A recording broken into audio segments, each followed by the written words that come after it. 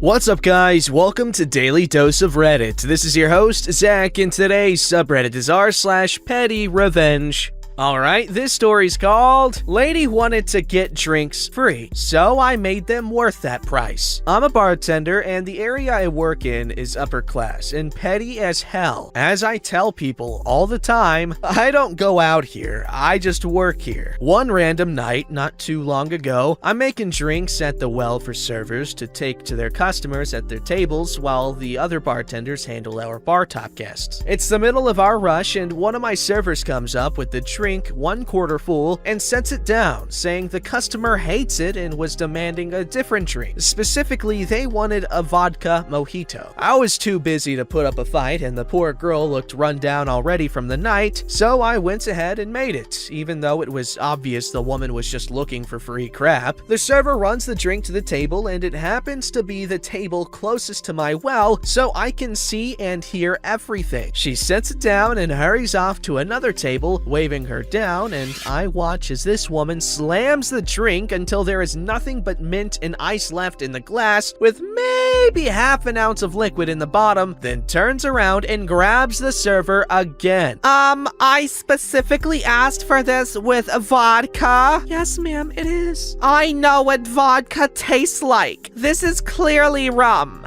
Tell your bartender to make it right this time. I'm not paying for this. The server tried to say something but was rudely cut off and told to get it remade again. So she picks up the glass, walks over to me. I'm so sorry, OP, she starts, and I immediately tell her it's okay. I saw the whole thing. Girl, don't worry, I got you. So I remade the woman's drink. One virgin mojito coming up. Nothing but mint, lime, simple, and soda water. I cannot explain the satisfaction we both felt when that drink hit the table and we watched this woman sip it and go, now that is vodka. You get what you pay for. Edit, since people are wondering, she ended up getting one drink comped off, that drink being the virgin one. She paid for the others. Haha. Hey, morally unambiguous revenge against a snobby McSnobberson. I dig it. Okay, so this story is called Neighbor Kids Try Picking on My Brother. I dumped poop on them. Obligatory. This happened years ago when we were both kids. That makes it a lot better, because if it was adults, it'd be weird. Can you imagine like a 40-year-old dude, like, you know, defending his brother from like kid bullies, and he's like, hey, hold my beer, and he takes his beer out of his plastic sack that he got from a gas station, takes a dump in the bag and just dumps it on the kid. I kind of want to see that now. So not long after I moved into town, my little brother started to get into all sorts of tussles with the neighborhood kids, who generally behaved like rabid animals. We didn't quite know how to fix this because they had been there for a long time, and their parents didn't particularly care to discipline them. Unfortunately, our new house had all sorts of problems with it, one of them being a leaky toilet in the upstairs bathroom, also known as my brother's room. We kept a bucket underneath to catch all the leakage so it wouldn't ruin the floor. Well, one day, the neighbor kids were shouting inappropriate stuff up at my brother through the window. As they stood right beneath the window, a plan formed in my head. I had a bucket of poop water. Why not use the bucket of poop water for justice? So, that's what I did. I opened that window, opened that screen, and dumped that bucket of poop water all over them. Weirdly, the bullying stopped. Bro, no,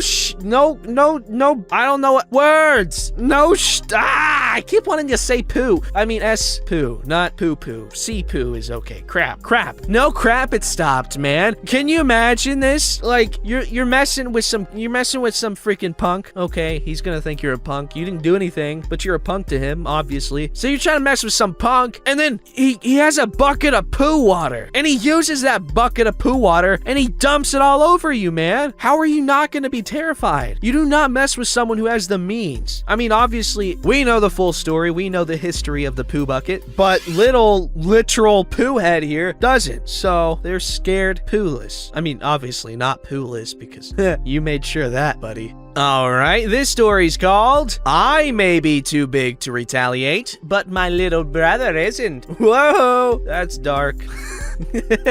Before launching into my petty revenge story, let me just say that I'm not particularly proud of the circumstances or the outcome regarding this revenge, but I'm somewhat impressed by how devious and vindictive my 9-year-old self was. Okay, less bad. Please forgive the long background story, but I hope that it adequately explains the situation that led me to resort to such drastic measures. Alright, my family moved to the United States from Mexico when I was 4, and we moved up to Michigan when I was 7. My mom managed to antagonize the local bully when she caught him bullying one of my sisters, and since he couldn't retaliate directly, he took his frustrations out on me. My thick Mexican accent wasn't doing me any favors either, and I was beat up a lot. Since I was the oldest kid, my mom liberally incorporated corporal punishment into my education. With so many role models, it's no wonder that my 2 sisters got in on the game too. One of my sisters was only a year younger than me, so when I responded to her physical aggression in kind, mutual aggression ensued, and we went at it until one of us yielded. One time, my mom had to pull her off of me because she had bitten through my sweatshirt and t-shirt and broke some skin as well. We each gave as good as we got, so there was no need to get creative with revenge. My youngest sister, however, was another story altogether. She was 3 years younger than me, and for many years, she was the family baby. She would often punch me without any provocation, and if I retaliated in kind, she would cry at the top of her lungs and bring my mom's wrath down upon me. Ares! Destroy my enemies and my life shall be yours. Kratos, God of War. Instead of responding physically, I tried tattling on her, but my mom would half-heartedly tell her to be nicer to me and leave it at that. This continued for years, the anger of the oppressed. When I was around 8 years old, my mom unexpectedly got pregnant. I was elated to learn the baby was a boy because I had been outnumbered 2-1 by my sisters, and he was a long-awaited potential ally. Unfortunately, as is often the case, the situation had to worsen before getting better. As soon as my brother was old enough to pull himself up to a sitting position, his crib was moved into my room, and I was tasked with comforting him anytime he woke up crying at night. Oh no!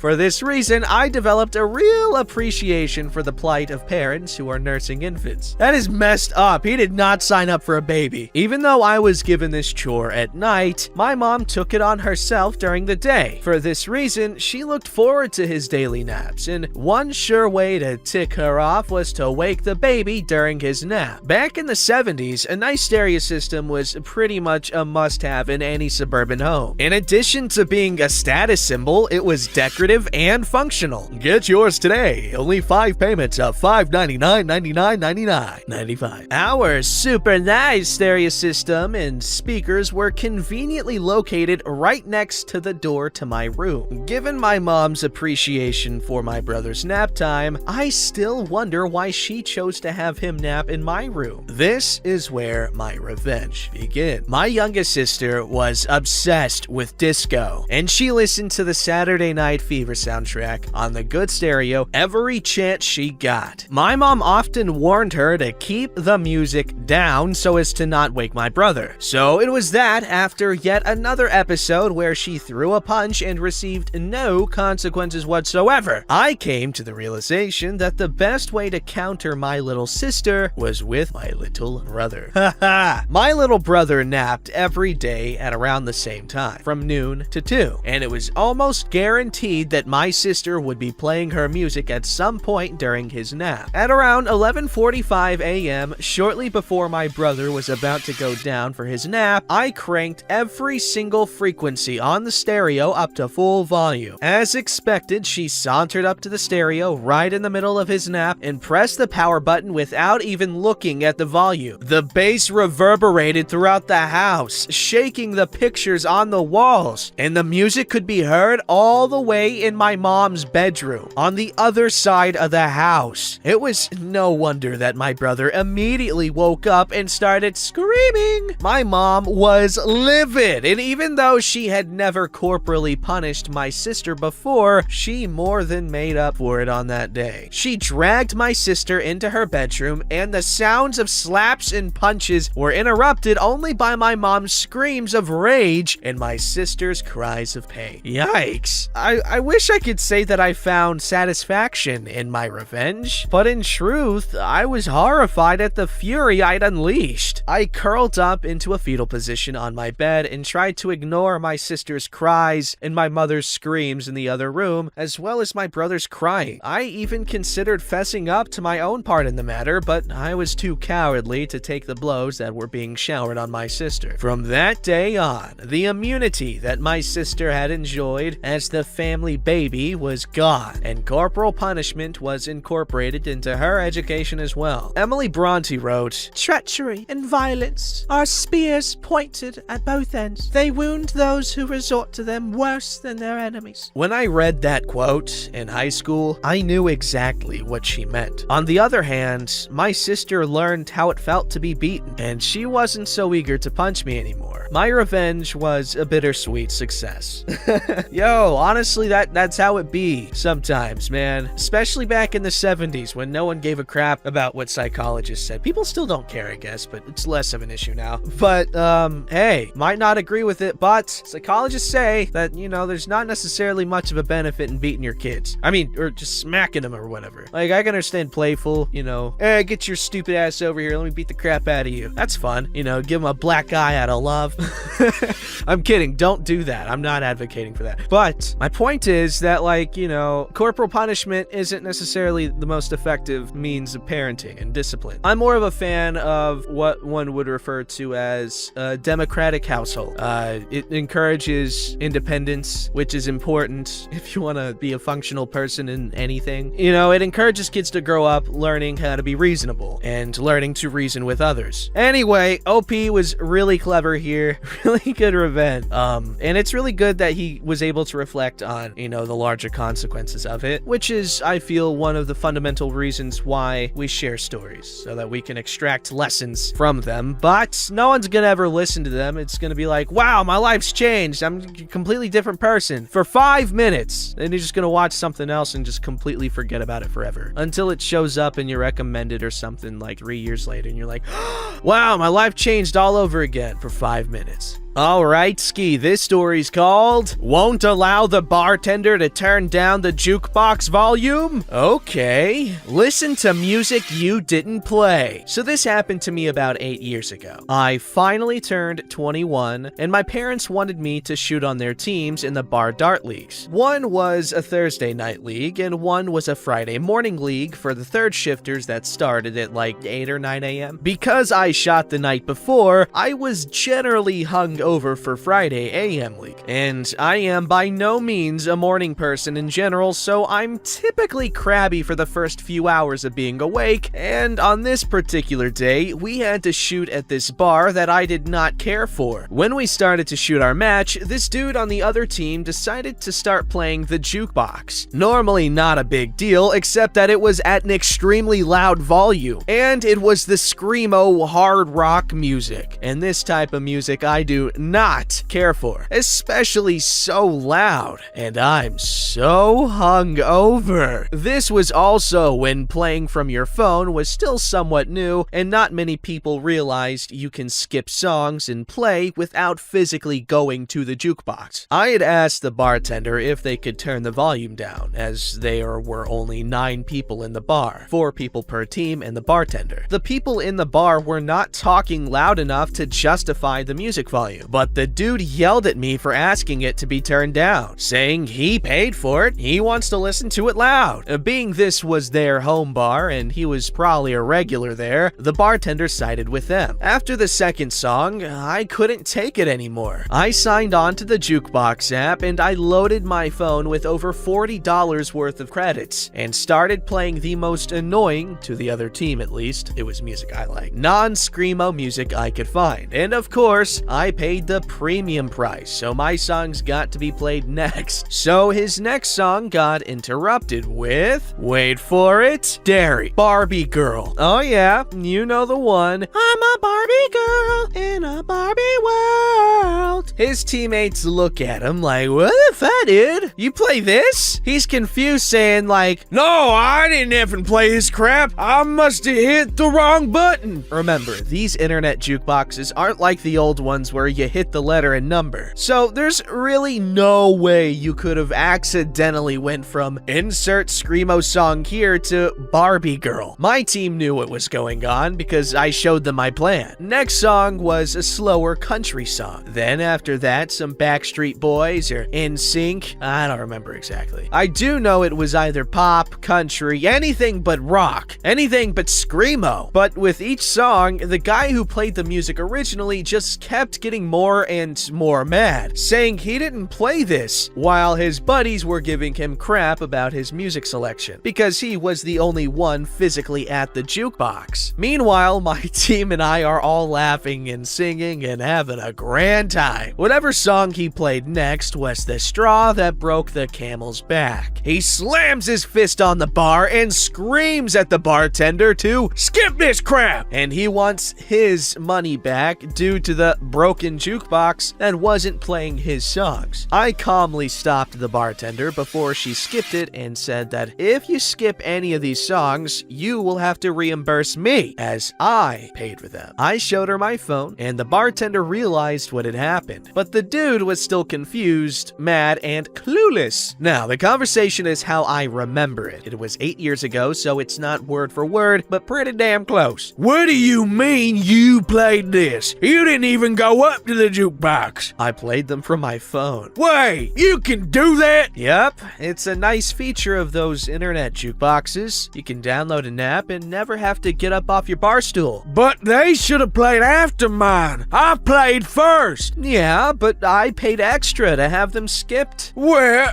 how many did you play? About $40 worth of songs. Are you effing kidding me? I wanted to listen to my songs. Well, you could have, if you would have let the bartender turn down the music when I had asked. I'm hungover and don't care for what you played, but I maybe could have dealt with it if it was quieter. Well, can you move some of your songs so I can listen to mine while we shoot? I'll turn the volume down now. It doesn't work that way. I can't change the order. Well, then I'll pay more and skip your songs. Yeah, that won't work either. Your songs will go to the end of the priority play, but in front of your non-priority plays you had played earlier. This is effing stupid! When will my songs come on? I looked at the app to see how many songs I had left, and kinda guessed at about 3 minutes a song, give or take. About an hour or so after we are done shooting. Dude was so mad, cussing and complaining about the music, but if he would have just been somewhat of a decent human being, he could have gotten his music, and I would have saved $40. Edit number 1, thank you, kind stranger, for my very first award. Edit number 2, thanks for all the awards. And to those who are correcting my grammar or how I spell things or whatever, you can save your time and skip over commenting. I talk how I talk. I type how I talk. I mean, I guess if you want, feel free to keep commenting about the grammar. I just noticed he misspelled it too. Whatever floats your goat, and whatever goats your float to you too, sir. However, I have, what's the word? Aversion to things that float now. I saw, both of the new It movies, It Chapters 1 and 2, and floating in those movies, not very cool. I mean, floating is cool, but like, come on, man. It's just insensitive. YouTube comments be like, anyway, really creative revenge. I feel bad for the dude because he did learn his lesson. But hey, man, you already loaded $40 worth of. You paid $40 for the revenge, so you deserve this win. Anyway, Kiefer Sutherland, Designated Survivor, really, really good. He was also all right in Metal Gear Solid 5, but you can't beat David Hayter. Okay, this story's called Ask Me If I Know the Sex of the Baby When I'm Not Pregnant. I'll make you feel like crap. So, I'm chunky, but I'm not pregnant, just fat. Today at work, a woman customer asks me if I know the sex of the baby. I can think of really sad things and make myself cry. It takes a second, but I can do it. So, I do that and start crying like so others around us can hear. Then I tell her that it was a boy, but we unfortunately lost it a few days ago. The look on her face, I saw that she felt like crap, but she had nothing to say. She was literally left speechless. When she left the store, my coworkers gave me props. It was very satisfying. Maybe she'll think twice about making assumptions about strangers or commenting on their reproductive activity in the future. Don't forget to like, subscribe, and hit that bell to never miss an episode.